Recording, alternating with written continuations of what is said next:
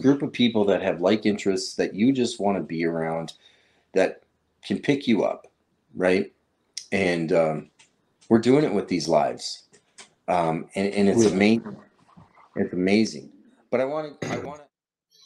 I chose right off the bat not to go to the VA, and part of the reason is because I have a good friend who was a captain of a police department, and the day that he picked me up when I was in my kind of a suicidal moment, he's the one that got me help. But he's a Vietnam vet, and he told me right off the bat the VA sucks. He said, you're not going to get the help you need there. So he says, try to find other ways, to get, in a regular hospital or whatever.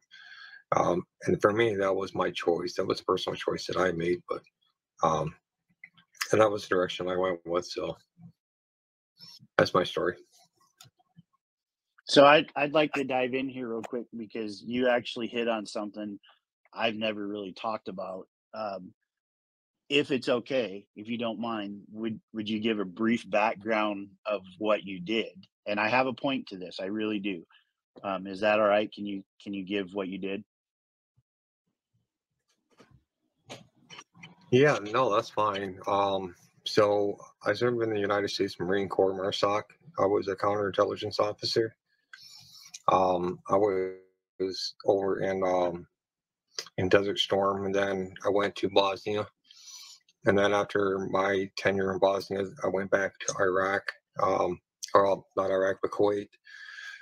But we were working with the UN trying to find where Saddam's nuclear, biological, chemical weapons. And that's when I got injured in the field.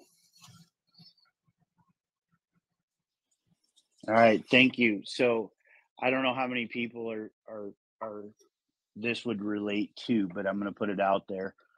So one of the biggest barriers personally for me in accepting the what the VA told me, accepting what the psychologist told me, accepting all of that was the fact I didn't deserve it.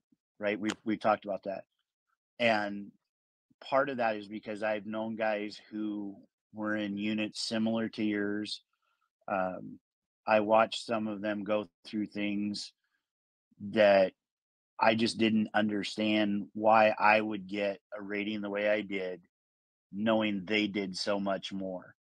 Um, and it wasn't until an operator, and I know we don't go down that road very often, but there was an operator who started talking about their mental health and the way they felt. And that was like watching Superman go back to being Clark Kent.